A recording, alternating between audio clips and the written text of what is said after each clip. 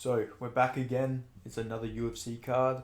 UFC 300 was only 2 weeks ago, but here we are, UFC 301 already. It's coming quick. Uh, we've got the first fight of the night, which is Alexandro Costa versus Kevin Borges.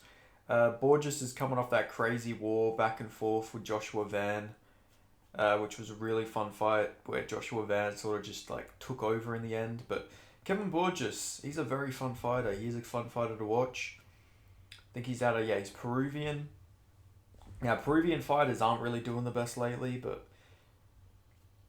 they're gritty fighters. But I do think that Alessandro Costa is going to win this fight. He is really underrated, man. He is a good fighter.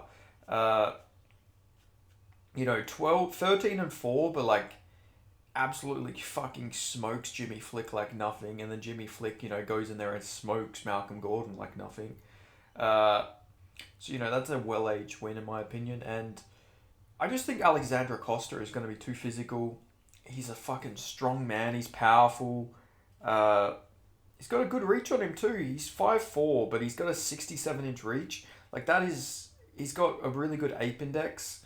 Sort of similar to Volk. Like just much longer arms than you would expect for his height. He's actually got the reach advantage. Oh no, he's an inch shorter in reach than Kevin Borges. But I just think that just looking at this levels wise, I think Costa is a level above Kevin Borges. I don't think Borges would have a competitive fight with Emir Albazi or Steve Erceg. I don't think he would be remotely competitive with those guys. I think this is really just Costa's fight to lose. If he loses this fight, I feel like it's going to be because of something he makes in there as a mistake. But I just think he's too strong, he's too powerful, and I think he's going to get Kevin Borges out of there. I think he's going to have a really good performance. He's got underrated jiu-jitsu as well. Then we have Jesus Christ, not Islam. We have Ismail Bonfim versus Vince from Hell Pichel. Now this fight was scheduled last year in November, I think it was, for the Almeida versus Derek Lewis card, but Ismail Bonfim missed weight, so let's hope that he makes weight this time. But I am still going to pick Ismail Bonfim to win this, especially now that, Vince Pichel, he made weight, he cut the weight, he's 41 years old, now you're going to be booking this fight months later. He's not going to be getting any better at this point in his career. He's going to be 41 years old, he's older now than when this fight was originally scheduled, and I think Ismail Bonfim just has a good style for this fight. Benoit Saint Denis is just a tough matchup for him. Pressure style, kicks to the body, constantly moving forward, good grappling in his own right. I don't think Vince Pichel can replicate that. I feel like he would probably get chinned if he tries to replicate what Benoit Saint Denis does. So I am going to be taking Ismail Bonfim to get this one done, and I'm going to say by decision. I think he's just going to beat him up. But Vince Pichel is very tough. It's crazy when you look at it. He's only got 3 losses. Like, that is pretty fucking crazy. And he arguably could have won that fight against Mark Madsen as well. Like, he should have probably won that fight. But, he's been chinned before, but that was due to a fucking suplex by Rostam Kalbiev. And let's not forget, he did beat Jim Miller. It was a bit of a boring fight, though, if we're going to be real. He sort of just grappled him, if I remember correctly, but he is very underrated, Vince Pichel, but I am going to be taking Ismail Bonfim in this one. Then moving up, we have Mauricio Ruffy versus Jamie Mullarkey. Now, I'm a big Jamie Mullarkey enjoyer. I love Jamie Mullarkey. He's a fun fighter. He's one of my countrymen, so of course I'm always rooting for him, but I don't think this is a great matchup for him, if I'm going to be honest. I just don't think his chin's as good anymore. I think Jamie Mullarkey's just been chinned a few many times, and I know that's rough for me to say. I love Jamie Mullarkey, so this isn't. It's just his chin really worries me at this point. I'm just going to adjust this a little bit. He's been, chinned in his last fight by Nasrat Hakparast. Nasrat doesn't really chin too many people. He got chinned. We got dropped by. Oh, my lord, sorry. Forgetting his name right now off the top of my head. Lebanese Canadian guy. John Makdessi. He arguably should have lost that fight to Makdessi. Got dropped badly in that fight. Got KO'd by Mohamed Naimov. Now that Nisco Prado win is good. Michael Johnson fight arguably could have gone either way. I don't think it's a robbery that Malaki got it, but he did get badly dropped in that fight. Jalen Turner dropped him. Like, his chin's just deteriorating, in my opinion, just because he's... Maybe it's a defense thing as well. Like, Jamie does take some big shots, but his defense just isn't the greatest. But I am going to be taking Ruffy in this fight. Fight's very similar to McGregor. He's got that karate stance. He's Brazilian. He's like Brazilian McGregor, I guess. He fights out of the Fighting Nerds as well, which is a really good gym. Obviously, Caio Borella, who's also on this card, out of that gym. And a lot of those guys are doing really good. So I like that he comes out of that gym. But yeah, I'm gonna take Ruffy in this fight. Now, it does have some bearing to watch that this is a lightweight fight. He's fought at lightweight before, but a while ago. His only loss is at lightweight, so maybe his chin's not as good. But at this point in his career, I don't like Jamie Malaki fighting power punches, and I feel like Mauricio Ruffy's got pretty good power. So I'm going to take Ruffy in this fight. Then we have Joaquim Silva versus Drakkar Klose. Wow, Drakkar Klose is older? That's fucking crazy. I really didn't think that Drakkar Klose was older. But I'm still going to pick him. I'm picking Drakkar Klose. Joaquim Silva is good. He's an athletic guy, but he is a glass cannon. His chin just isn't great. Like, he's been chinned. And when I say he's been chinned, he's been fucking, like, slept. Like, fucking knocked out. Like, Ricky Glenn KO'd him. Nasrat Hakparas KO'd him. He lost to Vince Pichel. And he also got TKO'd by Ahmed Sarukian, but there's no shame in that. But I am going to be taking Drakkar Klose. I just think he's the better fighter, right? I don't know. I just think he's the better fighter in this fight. He's more durable. I know he did get chinned by Beneil Dariush, but that's fucking Beneil Dariush. Like, Beneil Dariush, I know he's like a meme, but like, that was peak Beneil Dariush as well. That was when Beneil was like the fucking man. That was the start of his win streak. Or, mid his win streak. And Drakkar Klose, he badly hurt him. He's only lost twice. He's got some good wins. KO slam in his last fight. Rafa Garcia, which is a really underrated win. Brandon Jenkins, he's not like the greatest guy, but I think Drakkar Klose is going to knock him out, though. I really do. I got Drakkar Klose knocking out Joaquim Silva. I just don't rate the guy's chin. Now let's look. Who else is there? Sorry, the prelims aren't... Oh my god, man. There we go, the prelims. The prelims literally won't... It won't let me look at the prelims right now, so that's real handy. Okay, I guess I'm gonna have to fucking go onto Wikipedia. Sorry about that, guys. Okay, we have Gene Silva versus William Gomez. I'm gonna go William Gomez. He's not done anything too amazing, but are we really gonna rate Jean Silva for fucking beating Weston Wilson? Weston Wilson shouldn't even be on the fucking prelims of like an Eternal or an LFA event, let alone in the UFC. So I really don't rate that win at all. Like, no offense to Weston Wilson, he seems like a nice guy, trains with Wonderboy. I just don't think he's like particularly UFC level. So I'm not gonna rate Jean Silva like fucking like, oh, this is the next big up and comer. Like, yeah, he's got a cool entrance, he's got some aura around him, but he's just not particularly an amazing fighter in my opinion. But yeah, I'm going to take William Gomez. I'm going to say by decision. Then moving on, I have Elvis Brenner versus Maitabak Orobai.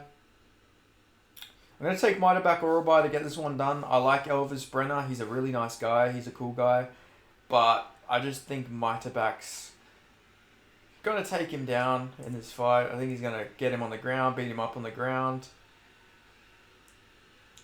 And yeah, I think that's what's going to happen here. Maitabak Orobai is just a really good grappler. Elvis Brenner, trains at Shootbox. He's got a good team around him, but Orobai just seems pretty strong, especially at welterweight. Now he's moving down to lightweight. I feel like he's still going to keep that strength. And yeah, I just see him getting this one done. I want Elvis Brenner to win. He's more entertaining in my opinion, but I just got to go with Elvis Brenner. I just got to go with Maitabak here.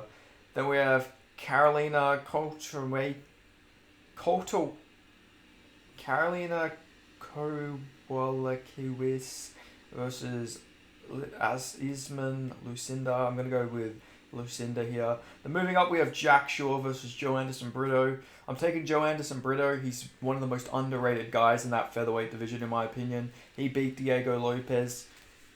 And I know you look at Diego Lopez's record and see that Nate Richardson was his last loss. Diego Lopez clearly won that fight against Richardson, but Brito really did beat Diego Lopez. So I'm taking Brito in this fight. I think he's much better than Jack Shaw. Jack Shaw's a good guy. Like, he seems like a nice guy, but, I don't rate the win over Makwan and Mirkani. He doesn't look, like, very, good as a featherweight, in my opinion. He looks like sort of bit fluffy, bit chubby, in my opinion. Sometimes that can be a benefit, but I just don't think featherweight's really for him. But yeah, I'm going to go Joe Anderson Brito by submission. I see him rocking and then subbing Jack Shaw. Then we have the Bearju Paul Craig versus Kyle Borello. I'm going to take Kyle Borello here. I think he's going to knock out Paul Craig on the feet. He's got really underrated striking, in my opinion, Kyle Borello. He's got that karate stance to him, very similar to Mauricio Ruffy, sorry, not Fluffy, Jesus. I guess it must be a fighting nerds thing that they got like some karate base to it, but yeah, I'm going to say Kyle Borello gets this one done. Even if it's on the ground, I think he's got good enough jiu-jitsu to neutralize, the offense from Paul Craig. And I don't even think he's going to take him down. I think he's going to keep this fight standing where he's got a big advantage. Now, maybe he goes and shoots a takedown into a fucking guillotine or a flying triangle and gets his arm broken and gets his neck snapped by Paul Craig. But I'm going to imagine he doesn't do that. So it's really just based on that, pretty much. Then we have Michelle Pereira versus Ihor Peteria. I'm going Michelle Pereira. Like, come on. This is like a lock of the card, in my opinion. Ihor Peteria looked really good his last fight, but Michelle Pereira is just on a different level. He's got that welterweight skill set. He's very good. He's very powerful. He's very athletic. I think he's going to knock out Ihor Peteria, which is a shame because Ihor Peteria looked awesome his last fight, so it's a shame to... He's probably going to lose this one brutally, but I'm going Michelle Pereira by knockout. I think he's going to knock out Ihor. I think this is a nightmare matchup for Ihor. Then we have Anthony Smith versus Vitor Petrino. Interesting fight. I could see a world where Anthony Smith just jabs his way and leg kicks his way to victory, but I think at this point in his career, Anthony Smith, the athleticism's going a little bit. His physique is deteriorating. He's not looking as, in shape anymore. Maybe the motivation's gone. I'm going to say Vitor Petrino gets this one done. I can see him just grappling Anthony Smith. He's a strong guy. I can just see him taking down Anthony Smith and sort of smothering him a bit on the ground. I don't think this is going to be a particularly great performance from Vitor Petrino. I don't rate him too highly, but I think he's good enough to beat Anthony Smith at this point. He's just too athletic, in my opinion, especially with a deteriorating Anthony Smith. Like, Johnny Walker just won that fight by being big and athletic. Vitor Petrino is also big and athletic, and he will actually grapple as well. So yeah, I'm going Vitor Petrino. Plus, Anthony Smith's coming off a KO loss now as well, so maybe Vitor can even have a good shot at chinning him. Then we have Jonathan Martinez versus the returning Jose Aldo, which is, it's pretty good to see Aldo back. It's never a shame to see the King of Rio fight in Rio. I don't know how motivated he truly is for this, because it seems like he just wants to get out of his UFC contract. I thought he was like maybe coming back for trying to get like a second shot of the belt or something like that. But it seems like he just wants to fight like those YouTube boxing cards or something like that.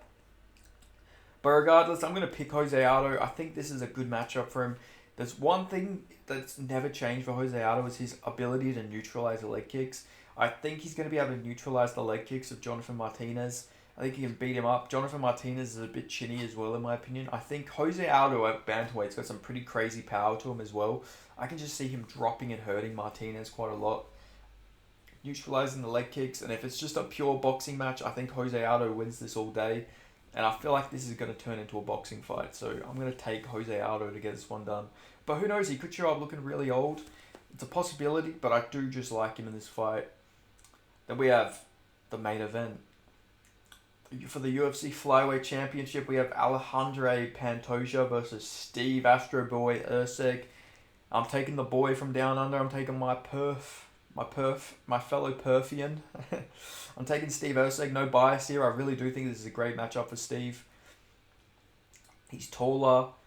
I think is actually going to benefit him here. I think if Pantoja shoots, I can see him getting caught, with a knee at some point. I think Usyk's the thing is that people don't understand about Usyk. He is a grappler. He's not a striker. His primary way to victory has been the jiu-jitsu, but in the UFC he's been fighting nightmare matchups for him where he can't actually use his grappling, so he's just been knocking people. Well, he knocked Matt Schnell out. I know Matt Schnell doesn't have a great chin, but Usyk rocked David Dvorak badly. He rocked Costa badly. He does have some very good striking to him.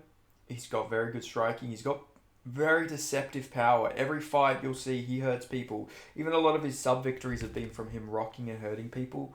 Now Pantoja is a fucking zombie. He can just take all this damage somehow and it doesn't hurt him. Like, it does hurt him, but he just somehow survives. He's been rocked by Matt Schnell badly.